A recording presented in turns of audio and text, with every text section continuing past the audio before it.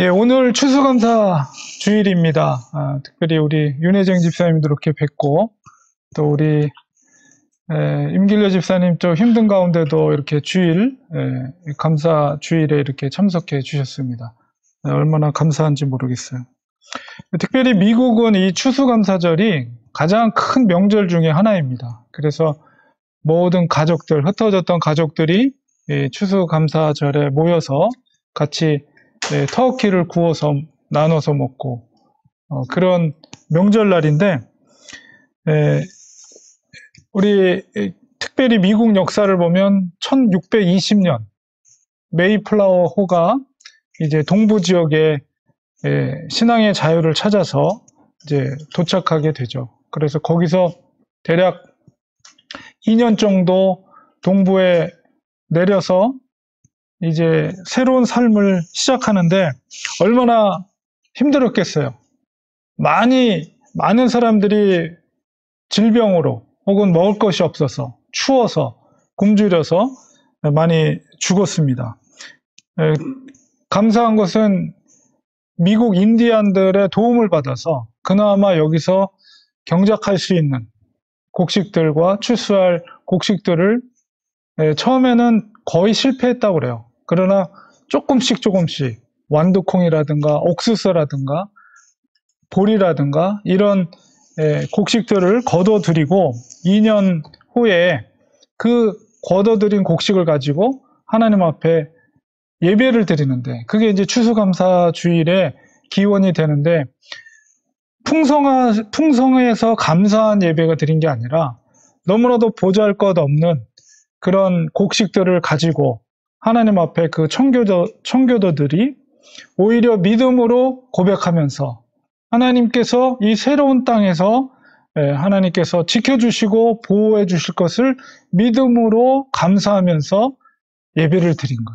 그게 추수감사주일의 유래가 된 것입니다. 결국 세계에서 가장 부강한 나라가 됐죠. 미국 현재는 그렇게 시작한 나라였어요. 그렇게 볼 때 우리가 감사 예배를 드릴 때 풍성함이나 상황이 좋고 조건이 좋아서가 아니라 오히려 그렇고 힘들고 어려운 상황 가운데 있을지라도 하나님을 의지해서 믿음으로 드리는 그 감사 예배야말로 하나님이 기뻐하시는 예배가 되고 그것이 오히려 축복이 될 수가 있다는 것입니다.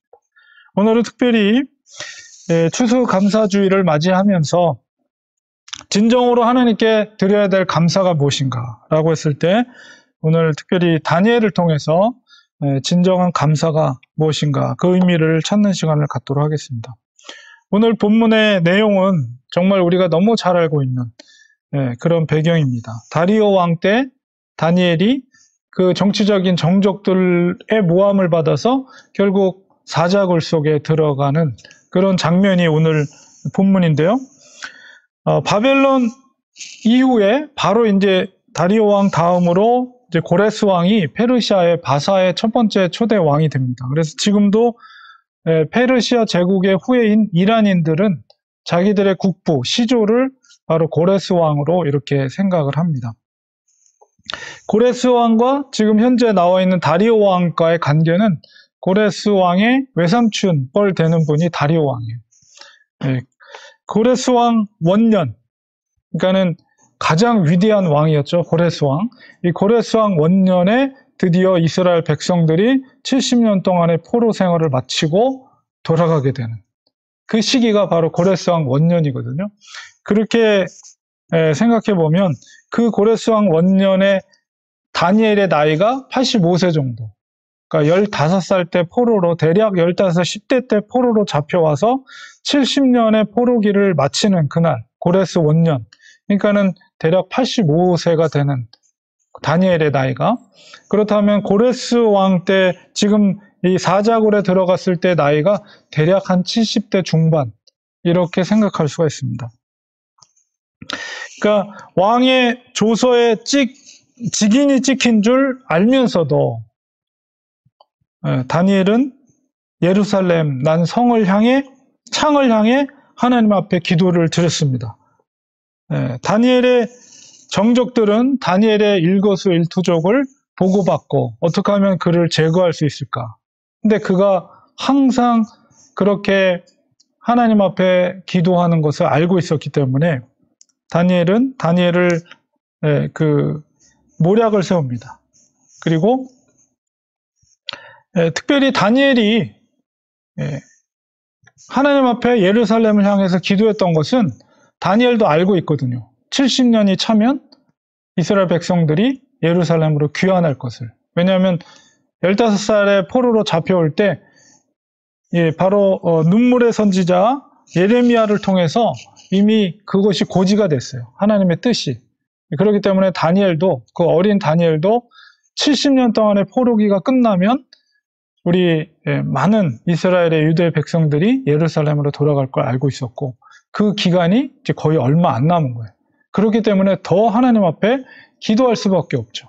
우리 민족의 귀환, 그리고 예루살렘 성의 다시 재건, 이런 것들을 꿈꾸면서 다니엘이 얼마나 간절히 기도했겠어요. 자, 그렇기 때문에 30일 동안에 어떤 다른 신에게도 기도하지 못하고 절하지 못하도록 금령이 있음에도 불구하고 다니엘은 하나님 앞에 기도했던 것입니다. 다리오 왕은 다니엘이 어떤 신하였는지 잘 알고 있었습니다.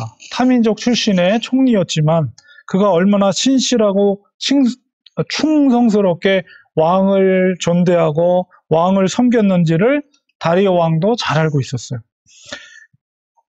이 바벨론과 또 페르시아 제국은 특별히 이 법이 굉장히 발달된 국가였습니다. 그래서 아무리 왕이라 할지라도 왕의 인장이 찍힌 법령이 시행이 되면 왕도 그것을 돌이킬 수가 없고 왕도 그 법을 지켜야 되는 거예요. 그만큼 페르시아 제국, 바벨론 제국이 굉장히 법치 국가가 발달된. 오늘날에도 그 법의 그런 기록들이 남아 있어서 지금의 민주주의 국가인 미국도 그 바벨론을 페르시아 제국의 법을 존중하고 그것을 배워야 되는, 그만큼 그 나라가 법치가 발달된 나라였습니다. 그런 법치 국가임을 잘 알고 있었기 때문에 다니엘의 정적은 바로 그 법적인 덫을 놓은 거죠. 그래서 왕에게 그 모든 것들을 숨기고 다만 왕의 충성을 맹세할 수 있는 그런 법령을 만들게 됩니다.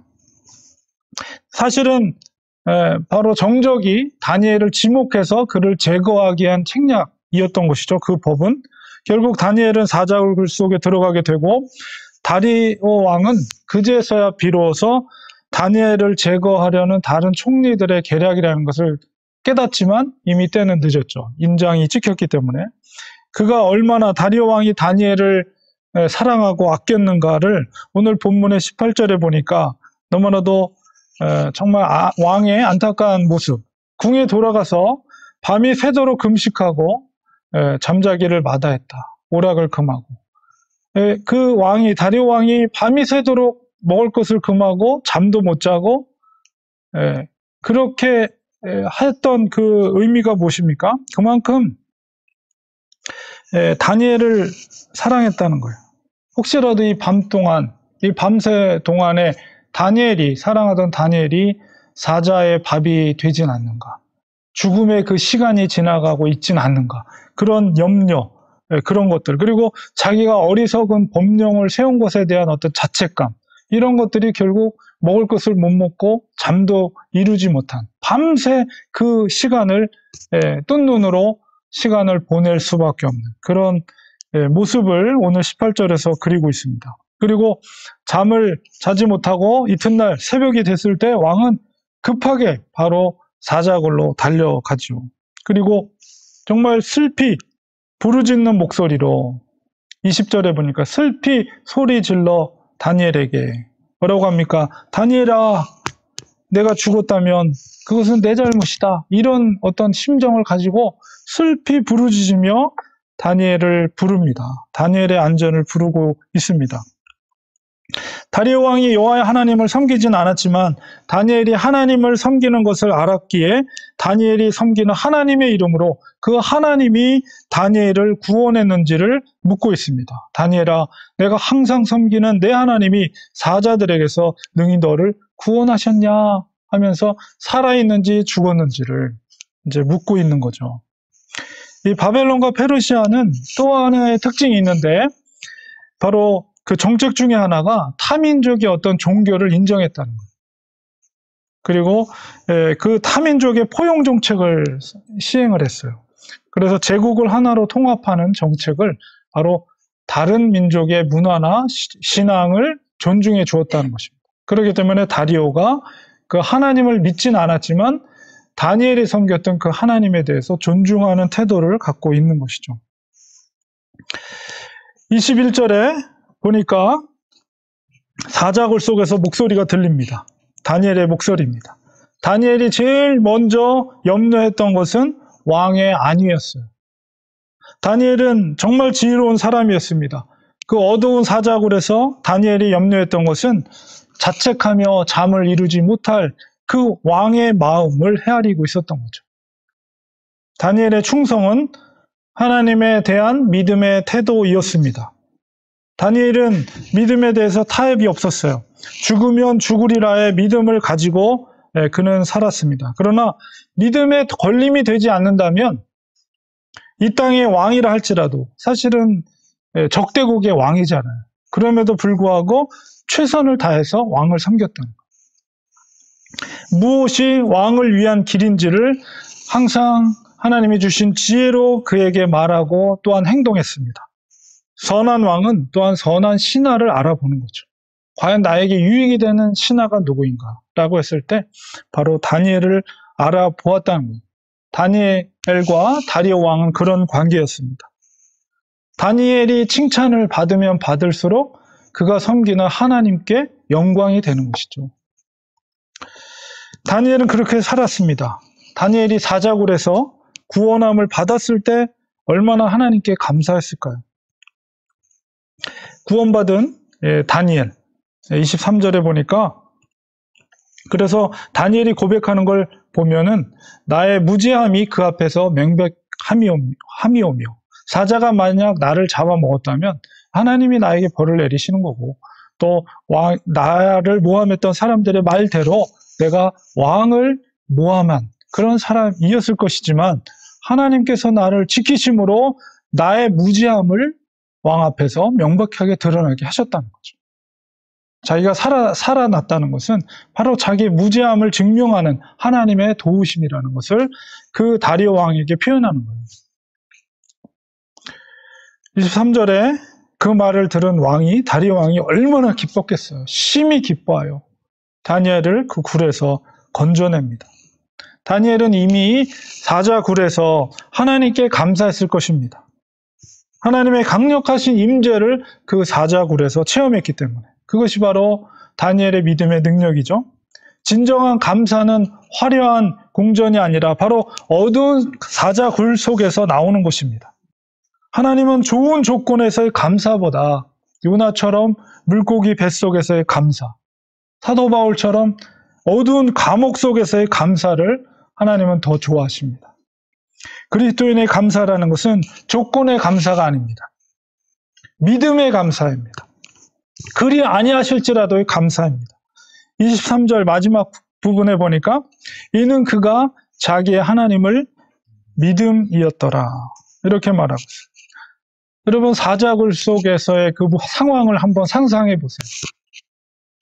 사자굴의 뚜껑을 닫으면 그 속에는 인간의 두려움을 주는 조건들이 모두가 있어요. 어두움이 있습니다. 보이지 않는다는 것은. 적이 있는데 내가 볼 수 없다는 것은 얼마나 공포심이 들겠어요. 그리고 바로 그 옆에 그 무서운 사자의 짐승의 거친 숨소리가 들립니다. 그것은 죽음에 대한 공포심을 더 극대화시키죠. 그리고 누구도 나를 도와줄 수 있는 사람이 없다는 외로움. 정말 그 사자굴 안의 상황은 인간이 느낄 수 있는 최고의 공포심이 모두가 모여있는 장소예요. 제가 우리 가족들과 함께 미국에 와서 처음 캠핑을 한 곳이 뭐 다른 캠핑 장비가 없으니까 아시는 목사님들 여기 먼저 살고 있던 분들 캠핑 장비 다 빌려가지고 미안하죠. 그런데 그 비싸잖아요. 한꺼번에 살려면. 그러니까 뭐 유학생 시절이니까 뭐 있었겠어요. 어쨌든 여기저기서 다 빌려가지고 처음 하는 캠핑. 약간 걱정도 되면서 또 한편으로는 기분도 좋고, 야, 캠핑이라는 것을 미국 와서 처음 하는구나. 근데 뭣도 모르고 산 꼭대기 근처에다가 캠핑장을 얻은 거예요. 거기는 곰들이 많이 출몰하는 장소거든요. 그 뭐 알았겠어요, 저희들이. 한국에서 살다 가도 와서 캠핑장을 골랐는데, 거기 자리 한 자리 있어가지고 이제 거기를 잡았어요. 근데 첫날 밤에 자는데, 레인저가 절대 차에다가 먹을 거 두지 말라고. 곰이 여기 많이 다닌다고. 그러면서 설마 무슨 곰이 그러겠어. 그러고선 믿질 않고 차에다가 아이스박스에 음식 잔뜩 넣은 거를 차에다 두고서는 잔 거예요. 그랬더니 밤중에 곰이 내려왔어요. 근데 우리 텐트 앞에 왔다 갔다 하는데 저는 평생 들어보지 못한 그 짐승의 숨소리, 곰의 숨소리를 바로 코앞에서 문 앞에 왔다 갔다 어슬렁어슬렁 곰 한 마리가. 정말 저는 긴장하고 가족들은 다 자고 있고 저만 눈이 뜬 거예요. 잠이 들 수가 있겠어요? 근데 우리 첫째가 깨서 화장실 가고 싶다고 막 저를 흔드는 거예요. 근데 얘는 몰라요. 지금 곰이 앞에 왔다 갔다 하는지. 그래서 얘는 화장실을 가자고 그러지. 그래서 결국은 문을 살짝 열어보니까 그 짐승의 기척이 없어서 몰래 화장실을 갔다 왔어요. 그러고서는 모르겠다. 그래서 잠을 자고 아침에 일어났더니 차 유리창이 다 깨지고 그 안에 난장판이 됐습니다. 음식은 다 쏟아지고 우유가 그 이빨에 물려가지고 벌컥벌컥 먹은 그 곰의 자국, 곰 발자국, 털, 그리고 거기 차 안에다 오줌을 싸가지고 차가 완전히 뭐 난리가 났어요. 바로 옆에서 자고 있던 백인의 그 텐트를 친 분은 밤새 잠을 못 잤대요. 곰이 차 부수고 막 음식 먹고 이런 그런 경험을 했습니다. 그래서 곰이 얼마나 무서운지를 제가 경험을 했는데 결국은 집으로 저는 가고 싶었는데 애들이 절대 가면 안 된다고 끝까지 4박 5일을 채우고 갔는데 둘째 날은 캠핑장을 옮겼어요. 그래도 산 밑으로. 그래서 결국은 그런 경험을 했습니다. 그래서 이 짐승의 그 숨소리가 얼마나 무시무시한지를 제가 그때서야 비로소 경험을 했어요. 그러니까 이 공포심이 정말 모든 공포가 이렇게 있는 그런 상황 속에서 다니엘은 조금 더 두려워하지 않았습니다. 왜냐하면 하나님께서 사자의 입을 봉하고 있었기 때문에. 굶주린 사자가 사람을 잡아먹지 않는다는 것은 하나님이 지키고 있는 거예요. 그렇기 때문에 다니엘은 그 속에서 하나님이 함께 하신다는 확신이 들었고 그 사자들이 둘려있지만 굶주린 사자들이 둘려있지만 두려움 없이 그 밤을 보낼 수가 있었던 것입니다. 공포의 환경에서도 우리가 감사할 수 있는 것은 그곳에서 주님께서 함께 하신다는 확신이 있을 때 가능합니다. 이 시대를 살아가면서 정말 사자굴 속에 다니엘만큼이나 두려운 상황이 우리에게 있겠습니까? 그런 상황 속에서라도 우리가 감사가 고백되기 위해서는 하나님을 의지하고 또 말씀을 의지해야 됩니다. 여러분 우리 시편 23편 너무 잘 알고 있죠. 이 다윗이 노래했던 시편 23편의 말씀 그런 상황 속에 있을 때 그것이 우리에게 얼마나 큰 위로가 됩니까? 여호와는 나의 목자시니 내게 부족함이 없으리로다. 그는 나를 푸른 풀밭에 누이시며 쉴 만한 물가로 인도하시는도다. 내 영혼을 소생시키시고 자기 이름을 위하여 의의 길로 인도하시는도다. 내가 사망의 음침한 골짜기로 다닐지라도 해를 두려워하지 않을 것은 주께서 나와 함께 하심이라. 주의 지팡이와 막대기가 나를 안위하시나이다. 주께서 내 원수의 목전에서 내게 상을 차려주시고 기름을 내 머리에 부으셨으니 내 잔이 넘치나이다. 내 평생의 선하심과 인자하심이 반드시 나를 따르리니 내가 여호와의 집에 영원히 살리로다. 말씀의 위로. 아무리 그런 공포스러운 상황 속에 있을지라도 말씀을 묵상하고 약속의 말씀을 의지할 때 그 속에서 하나님이 부어주신 하늘의 기쁨과 소망은 우리를 살게 하는 거예요.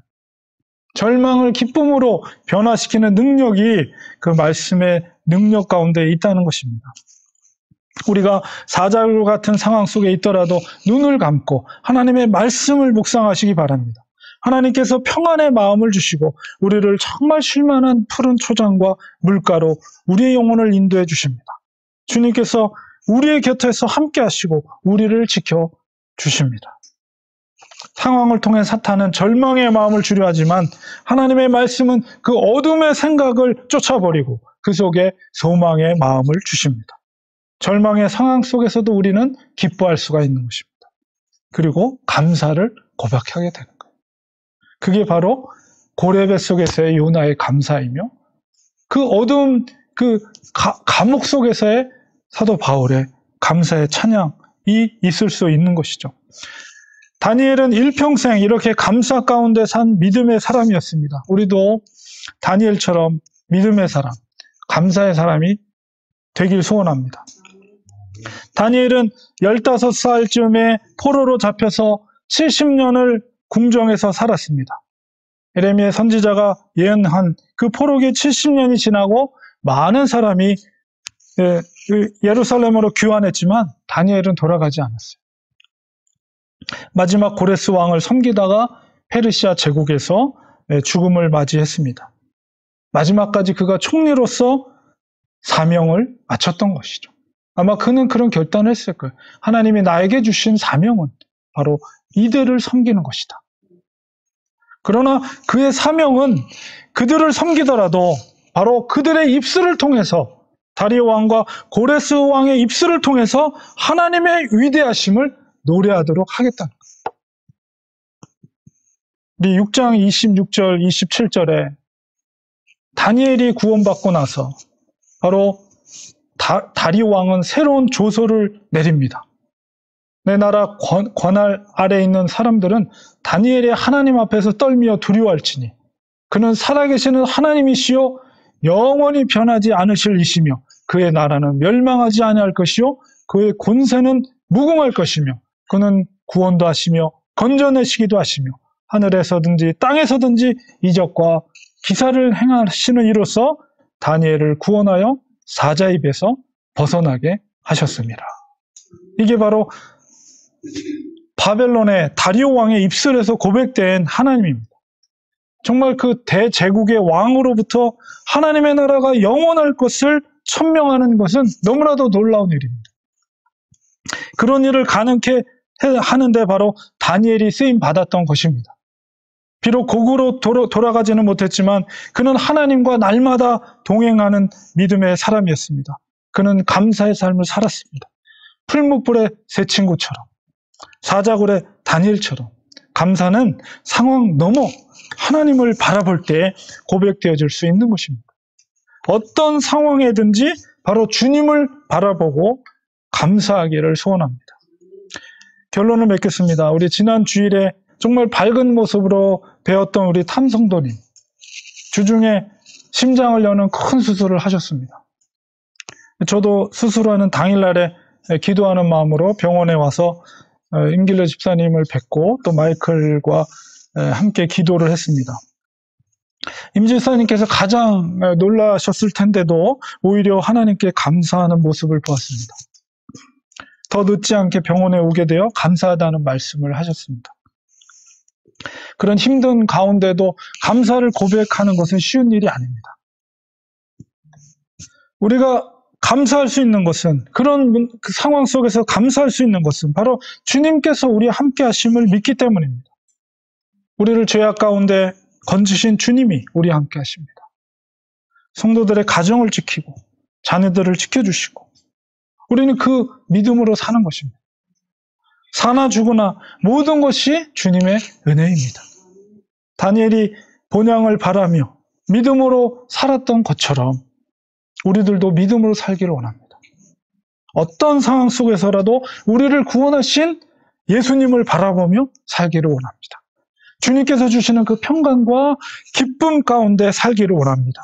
주님께서 주시는 그 하늘의 기쁨이 충만할 때 우리는 모든 일 가운데 범사에 감사할 수 있는 것입니다.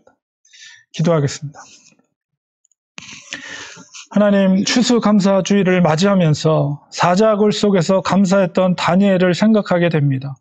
어둠의 공포, 사자의 죽음의 공포, 아무도 나를 도와줄 수 없는 외로움의 그 고통, 그 가운데에도 다니엘은 주님을 바라보았습니다. 하나님을 의지했습니다. 하나님은 다니엘을 지켜주셨습니다. 그 속에서 감사를 고백하게 되었습니다. 하나님, 우리도 다니엘과 같은 믿음을 허락해 주셔서 상황 너머에 계신 주님을 바라보게 하시고 어떤 상황 가운데 있을지라도 우리의 참목자 되시는 주님을 의지하며 사망의 음침한 골짜기를 다닐지라도 우리가 해를 두려워하지 않고 주님이 우리를 붙잡아 주시고 주의 막대기와 주의 함께 하심을 바라보면서 감사할 수 있는 우리의 삶이 되도록 축복하여 주시옵소서. 예수님의 이름으로 기도합니다. 아멘.